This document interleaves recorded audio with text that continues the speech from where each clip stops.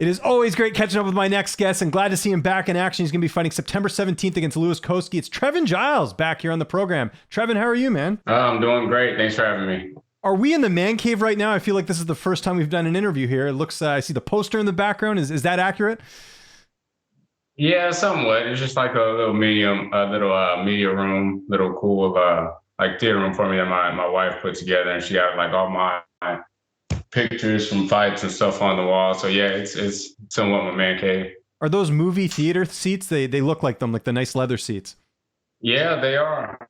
They are. Like I said, my wife surprised me with a lot of it. One day I came in, all this stuff was just sitting in here. So yeah, good stuff, man. Put it together. Living large, I love it. Looked like you got a full camp for this fight. When did you find out about the matchup?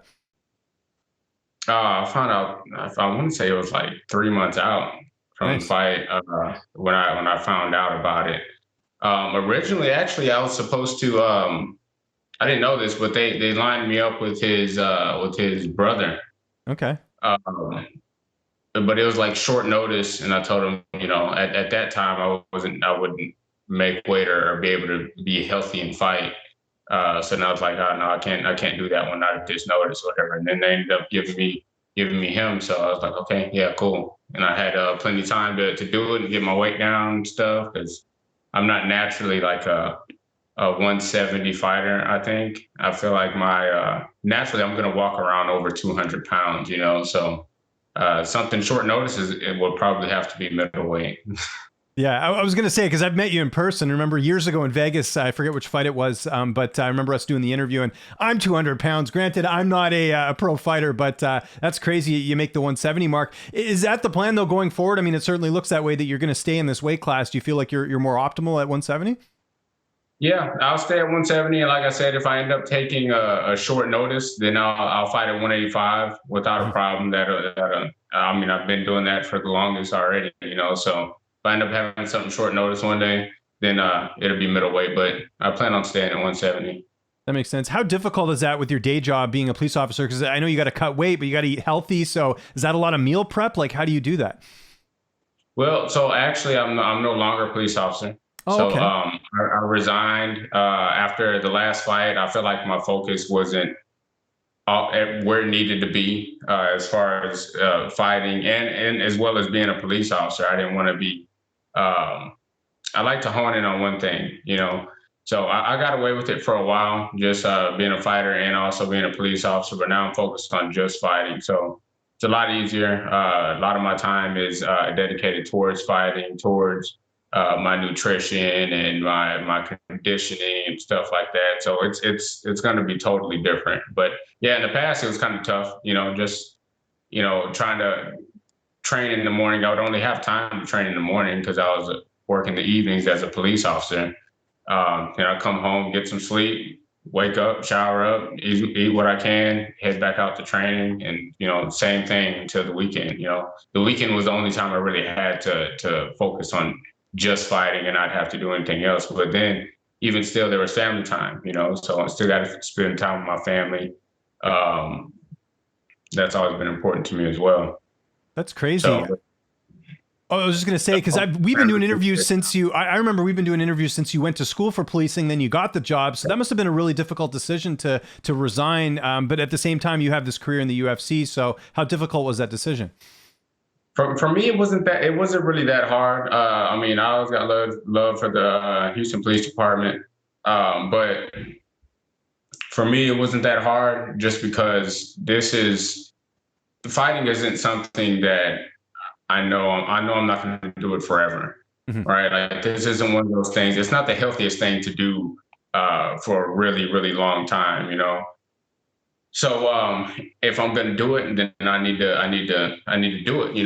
If I'm going to go ahead and make a good run and make the most money I can make out of it and be as successful as I can inside of fighting, then that's something I need to do while I'm young. Right. So once I start hitting, getting up to 35, 40 and stuff, I mean, at that point, now we're thinking about what's going on after fighting, so right now I feel like it'd be good to just focus on fighting while I'm young and have all the success I can have.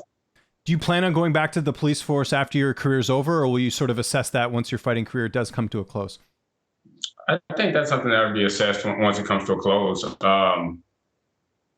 I mean, we're talking about a couple of years in the future probably, but I more so want to own my own businesses and stuff. Okay. I want to create more passive incomes for myself. That way, I can have more time with my family, and I won't have to spend eight or plus hours working as a police officer and dealing with other people and their families. You know. Mhm. And just, not to get too political here, but did some, the culture of just the society we're in now with police officers, with, profiling, all that different stuff, did that also have an impact on this decision as well? Because I know it must have been really tough for you these last couple of years, especially with, it just seems like everything's sort of changing with the police force in general, and sort of, the lack of, I guess, trust in police officers in the US. Well, honestly, for me, it wasn't that tough. I mean, people are relatively simple, right? I mean, you treat them with respect, you treat them like a person, and they'll respect you. No, I mean, and obviously, I mean, that's not everybody, right? Some people Right. don't care, right? You run across those few people that don't care, but those are just a few people. I feel like social media makes it seem like everything's way worse than what it is. I had a Right. lot of respect on the street. Again, it's just about keeping people informed, talking to them, making them understand the situation and why you're doing what you're doing, and usually they're cool with that. When you keep people, there are police officers. I won't say that I ran into them in the Houston Police Department, but there are police officers out there that don't communicate certain things to you or let you know what's going on, but they want to put handcuffs on you, take your freedom, right? So if you don't know, if people don't know what's going on and it's going to affect their lives, of course they're going to be pissed, you know. So I feel like there's just communication and treating people right. I mean, just because somebody commits a crime doesn't make them a bad person. It just means they broke the law. Yeah. Well said, man. Well said. Let's get back to fighting for a sec. You're fighting Louis Cosce, like I mentioned, 7-1 record. What do you know about him? How do you feel like you match up against him here? I think it's a good matchup. He's an aggressive guy. Seems like he likes to finish in the first round. He comes forward with a lot of pressure and punches and stuff like that. Um, I think it's a good matchup. It's going to make for an exciting fight. Anybody that's watched me fight, I'm not going to shy away from throwing hands either. So he comes forward and he wants to throw. I won't just say, okay, well, I'm going to go fight fire with fire. I'll try to make the smartest decisions as I can. But I know that I'm capable of the same thing, and I have the same power, if not more, throwing with my hands. So it's going to be good no matter what. How, I don't know if this is the right word, but do you feel a bit more confident just this camp, knowing that you're putting everything into this? There's no side job, right, with the police work and everything. That your entire focus is on fighting. Is there a different mentality this camp, just because you know that you can put all your eggs in one basket, so to speak? Yeah, it feels good. The last time that I was able to just focus on fighting was actually when I was working at Elite Mixed Martial Arts as a coach. But I would spend a lot of my time watching film and training others. Like my mind was just centered on mixed martial arts. Last time that happened, I was like, I went like 10-0 with all finishes, you know. So and that my body's different, my endurance, my cardio, everything's feeling good. I think it's just going to be a big change from me having to work as a police officer and a mixed martial artist to me just being a mixed martial artist and being able to focus on that. We're going to see a lot of change. Who have you mainly been working with this camp as far as training partners, helping you get ready for this matchup? I do a lot of work with Alex Morono. Shout out to him. He had a great fight last fight. I've been working with Anthony Ivy. He's been coming down from San Antonio Aquaman, I and love getting that some guy. rounds. Yeah, he's a great dude. He'll be back in the UFC soon as well. I've been working with a lot of guys. A lot of the guys local guys that we have. Santiago Guzman. He's a weight class lower than I am, but he has pretty good hands and he's a dog of a fighter. Same thing with my boy Michael Murphy. All these guys. These are the guys that I'm naming. They're either in the UFC or getting ready to be in the UFC. Yeah. So I've been getting some really good working with a lot of guys.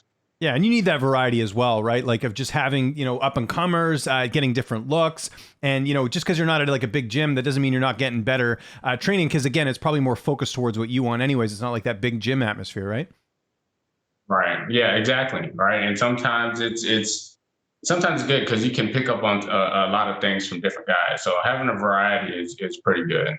Yeah, and Morono, my God, what a knowledgeable guy about the sport. Like just hearing talk about things, it's like not only is he like a true fan, but just he notices stuff that I feel like a lot of other people don't. Because I talked to him about other fights, and he's just very cerebral. I know he already does coaching, but that's definitely in his cards. I'm sure even after his career's done as well.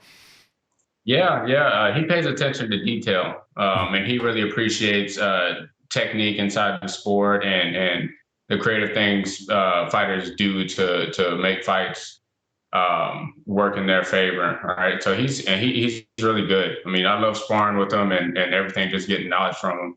It is good with me and him being able to just pick off each other. So I got to ask now, we have, about a month at the time of recording. Yeah, it was exactly a month today. You're going to be fighting. It's the 17th. How's the weight cut going? I assume that process has already started. Yeah, yeah, my weight's good. I've just been making sure that I'm eating clean. Icon Meals has been helping me out a lot. Just it's everything's kind of falling into place like it should.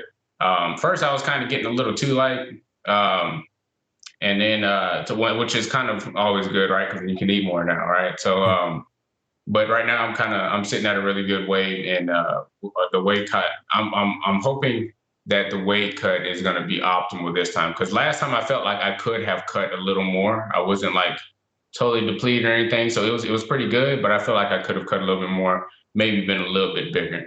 So we're going to see about optimizing it this time and making sure that I'm still good on energy when it comes to the fight. And correct me if I'm wrong, you have two kids now, right? I was trying to remember. Yes, yes. I have a 1-year-old and a 3-year-old. Okay, because I know I also have two kids, and the reason I bring that up is because I know when it comes to eating, it can be tough. I know you have the pre-made meals, so that's probably a bit easier. But I know with me, like if I'm trying to eat healthy, my kids don't necessarily want to eat something that's super healthy. So you got to kind of find that balance. Do you find that difficult at all, or I guess with the meals, it kind of takes that out of the equation? No, man, it's still tough. Sometimes I'm like preparing them food. It'd be like chicken nuggets and macaroni or something. I have to like snatch one of their nuggets. But Exactly. Yeah. it's hard, man. And kids have really good food. They got like good little snacks and everything. So I got to like stay out of their snacks and stay out of their food and stuff and make sure that my stuff is always made and ready to go. Do you struggle with that as a parent trying to, because you know what's healthy and what's not now? I think a lot of us when we were growing up, we didn't because just there was a lot of bad advertising, like we could do a whole show on this, but like there's just a lot of bad information out there with kids. And I find that's a struggle I'm having with my kid. Like I want him to eat healthy, but also he's not going to eat, something that's super healthy either. So you got to find that balance. Is that something you and your wife struggle with as parents? It's finding something healthy for the kids. Yeah. Yeah. Like trying to get them to eat something that like, I'm sure you're looking at the sugar on there and all that stuff, right? Because you don't want your kids eating really bad stuff, right? Yeah, yeah, yeah. So they have a little bit of sugar every now and then, but they're pretty good actually with that. They're like my oldest, he loves apples, right? Nice. So you don't have to give him candy and stuff like that. Every now and then he'll eat candy too. I'm not trying to take that out of his childhood or nothing, but he's got like a thing for apples, So if he looked at candy and he looked at apples, he might choose an apple and just eat it. He loves them. So it hasn't really been that hard. And my youngest Jax, that guy eat anything, right? You put it in front of him, healthy or not, he's gonna eat it. So it hasn't been that hard. Good to hear. Who's going to be in your corner for this fight? I got my boy Lee. I'll spare you his full name. He's Nigerian. He's got a nice long name that most people probably won't be able to pronounce. But it's gonna be my boy Lee, Adam, and Jeremy. So the others are my two main coaches. Lee is just he's a former training partner, coach slash friend from just a long time ago. So he's been with me since day one, since the first day in the UFC. So I've just kind of kept him by my side. How's this fight playing out on September 17th? Well, don't really know, but in my head, I see him at some point getting really aggressive, coming forward, throwing punches. I see me moving my feet, countering him, and landing my shots. If the fight goes the way that I want it to go, it'll be me being nice and technical, picking my shots, picking them apart, stopping stuff and takedowns, and capitalizing on mistakes, finishing with either a TK or submission. I was curious, how many more fights do you have left on your contract? Do you know? This is my last one on the contract. Wow. Okay. So big stakes here, leaving the job, going all in on this. Do you like that? Like, is that, kind of making this, because if you get a big win here, you can renegotiate and have some leverage, right? Yeah, I mean, it's great. It was the best time to do it. I just lost my last two fights, and then we're going into this one. I like it. I mean, honestly, I don't feel a lot of pressure from it because I'm going to go out and perform no matter what. If I won my last two or lost my last two, I'm going to go out there and perform the same way. Yeah. So I like it. And again, I thought it was the best time to do it. And just because it is the last fight in the contract. So just putting all my eggs in that basket and really coming out and getting it done would be ideal for me. So, yeah, I mean, like I said, it's not a whole lot of pressure, but it is a little extra motivation to say, hey, let's go in there and get this done, get this next contract and keep it moving. And correct me if I'm wrong, you're dealing with the UFC directly, right? You don't have a manager, or do you? I do have a manager now. For the longest, I didn't have a manager, but I do have a manager now, KO Reps. Oh, that's right. Oren. Yeah. Okay. That makes sense. Yeah. I did see something about that. So that's good. At least that kind of takes some of the pressure off of, doing the contracts and all that. One less thing to worry about, right? You're all in on this fighting thing. So now that's all you have to worry about, that and being a dad and a good husband, right? So. Right. Yeah, exactly. So I'm slowly getting to where I need to be as far as the sport and my focus and everything. So, and Oren helps out a lot with it as well. So it's good. That's cool. And, on that note, like, I imagine you want to stay with the UFC? I mean, we just had big news, I think it was the other day. Shane Burgos, I don't know if you saw the featherweight standout. He left the UFC. Apparently they wanted to re-sign him, but PFL gave him more money. So he's over in PFL now with the opportunity to win $1 million. Yeah, I saw that, man. I mean, that's a good deal for him. I mean, and the UFC knows, they're going to look at certain guys and they'll say, okay, well, if somebody else is offering more money, the UFC, I'm sure they know that fight is probably going to go and take that money, because that's, at the end of the day, that's what we're doing. It's all about being able to, it's risk and reward, right?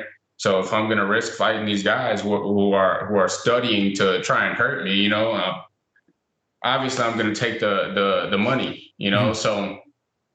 And I think other promotions are looking at the UFC and trying to find, okay, well, they're probably looking at guys that are on certain terms or certain parts of their contracts and stuff like that, and trying to figure out who they can pull and get money from, who will create entertaining fights and all that other stuff. So I think that's good for him. I plan on sticking with the UFC. I think I've been treated well here, and I feel like it'll only get better. I don't know about any other promotions or anything right now with the UFC, and that's I don't think about anywhere else as of right now. So if PFL came to you with like a big offer, like well above what the UFC gave you, you would still want to stay with the UFC, or I guess you just have to assess if that it did come to fruition, right? Listen, if anybody offers me $1 million to fight, I'm going to go fight. Well, probably not $1 million, but you know what I mean? Like, I know for a fact that Burgos definitely got more than I think what the UFC offered. In addition, he has the opportunity to make that $1 million as well. So there's that kind of financial side of it. But I guess, again, reassess once the opportunity comes out. It also depends, obviously how the fight goes too, right? So. Yeah, man. At the end of the day, it's all business on both sides, right? On my end and on the UFC's end, with fighters and everything, right? So if I can go somewhere else and earn more money, that's what I'm going to do. Same thing with the UFC. If they can have certain fighters that are going to end up making them more money, they're going to take those fighters, So at the end of the day, it's all about business and not just how much you're offered right now, but what would be beneficial in the long run, right? So if somebody offers me, oh, well, you're going to get this much for this fight, but then these other fights, you're not going to get as much or something like that, something weird, then obviously I wouldn't do that. I'd stick with the UFC, and because they're saying, hey, on this contract, you win here, you get more here, right? And then more here and more here, you can climb the ladder, right? So it just depends on what makes sense and what brings the most money. Trevin, we went way over time. Thank you so much for doing this, man. We've been doing these dating back to the RFA days, right? It's been a long time since we've done these. So I appreciate you always taking the time. If there's anyone you'd like to thank before we get out of here, any sponsors, any social media you want to plug, I'll give you the last word. Oh man, just everybody who sticks by me. First and foremost, God, my Lord and Savior Jesus Christ. Thank you to just my family, to my wife, my beautiful boys, Trevin and Jax, all of my training partners that have been there. I mean, I got guys that are, my boy Tiago, my boy Santiago Guzman just had a fight. He's banged up. He's got stitches, and he's like, "Hey, man, I'm gonna get back to the gym and help you out as fast as I can." Right? So he's healing up, and he's worried about me. So I think that's dope. Same thing with Morono. He's always helping out. Right after his fight, he was like, "Hey, I'm getting back as fast as I can." So just everybody that sticks by me, all of Ward Training Center, the coaches, just everybody, my management, everybody. Thank you. I appreciate you guys. You guys can follow me at Trevin Giles. Just look up Trevin Giles on Instagram. Should be UFC_Trevin Giles to find me on Instagram, and just Trevin Giles on Facebook.